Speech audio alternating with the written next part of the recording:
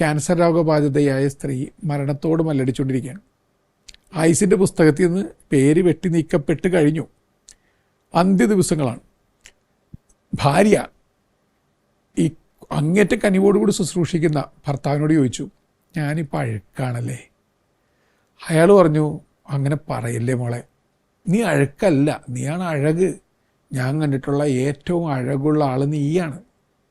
അവളത് കേട്ട് പുഞ്ചിരിച്ചു, സന്തോഷത്തോടെ കണ്ണടച്ചു, മരിച്ചു. സത്യത്തിൽ അയാൾ പറഞ്ഞത് നുണയല്ലേ? നുണയാണ്. കാരണം ഇപ്പോൾ അഴുക്കാണ് അവൾ. ഈ ആശുപത്രി കിടക്കയിൽ അഴുക്ക് ഭാണ്ഡം പോലെ അവൾ കിടക്കുകയാണ്. പക്ഷെ അയാൾ പറഞ്ഞ സത്യമല്ലേ? അയാളിപ്പോൾ കാണുന്നത് ഹൃദയത്തിൻ്റെ കണ്ണുകൊണ്ടാണ്. അതുകൊണ്ട് ഷേക്സ്പിയർ എഴുതിയതുപോലെ കണ്ണുകൾക്കിപ്പുറമുള്ള കണ്ണുകൾ കൊണ്ട് കാഴ്ചയ്ക്കപ്പുറമുള്ള കാഴ്ച കാണാനുള്ള സിദ്ധി അയാൾ കൊണ്ട്. അപ്പോൾ അയാൾ ആഴങ്ങൾ കണ്ടെത്തി, അഴുക്ക് കണ്ടില്ല. ഞാനിനി ചോദിക്കട്ടെ, പ്രണയ സമയത്ത് അഴക് മാത്രം കണ്ടയാൾ ഇപ്പോൾ അഴുക്ക് മാത്രം കാണുന്നത് എന്തുകൊണ്ടാണ്? നിങ്ങളുടെ കണ്ണിൽ കരട് വന്നതുകൊണ്ടാണ്.